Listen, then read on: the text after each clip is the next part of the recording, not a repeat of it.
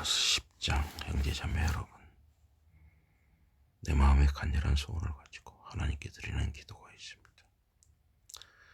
그것은 내 동족이 구원을 받는 것입니다.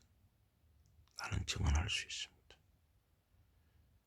그들은 하나님을 섬기는 일에 매우 열심입니다. 그러나 그 열심은 바른 지식에서 나온 것이 아닙니다. 그들은 하나님의 의를 알지 못하였습니다. 그들은 자신들만을 위한 의를 세우려 했기 때문에 하나님의 의에 복종하지 않았습니다.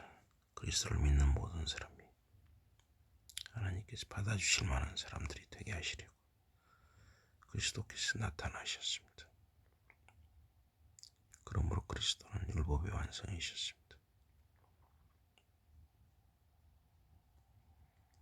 모세는 율법을 지킴으로써 하나님께서 받아주실 만한 사람들이 되는 것에 관하여 이렇게 말하고 있습니다. 이것들을 지키는 사람은 이들로 말미암아 살 것이다. 그러나 하나님께서 믿음을 보시고 받아주실 만한 사람으로 여겨주시는 것에 관하여는 성경이 이렇게 말하고 있습니다.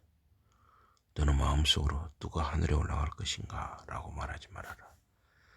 그 말은 그리스도를 모셔내리겠다는 뜻입니다. 또는 누가 지하 세상으로 데려갈 것인가 라고도 말하지 말아라. 그 말은 죽은 자들 가운데서 그리스도를 모셔 올리겠다는 뜻입니다. 그러면 성경은 무엇이라고 말하고 있습니까? 하나님의 말씀 바로 내 곁에 있다. 그분의 말씀 내 입속에 있고 내 마음속에 있다. 이것이 우리가 선포하는 믿음의 말씀입니다. 여러분이 입으로 예수는 주님이십니다 라고 고백하고 마음으로 하나님이 그분을 죽은 자들 가운데서 살리셨다는 것을 믿으면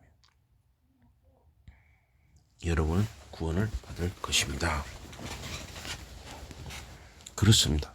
사람이 마음으로 믿으면 하나님께서 그것을 보시고 받아주십니다. 그리고 입으로 믿음을 고백하여 구원을 얻습니다. 성경은 또 말합니다.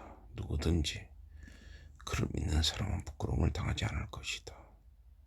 성경이 누구든지 한 것은 유대 사람과 이방 사람 사이에 아무런 구별이 없기 때문입니다. 같은 주님이 모든 사람의 주님이시며 그분은 당신에게 도움을 청하는 모든 사람에게 풍성한 복을 내려주십니다. 성경도 주님의 이름을 부르는 사람은 모두 구원을 받을 것이다 라고 말하고 있습니다. 그러나 주님을 믿지도 않는 사람들이 어떻게 주님께 도움을 청할 수 있겠습니까? 그리고 주님에 관하여 듣지 못하는 사람들이 어떻게 주님을 믿을 수 있겠습니까? 또 말씀을 전하는 사람이 없다면 어떻게 그들이 그분에 관하여 들을 수 있겠습니까? 그리고 보내심을 받지 않은 사람들이 어떻게 전할 수 있겠습니까?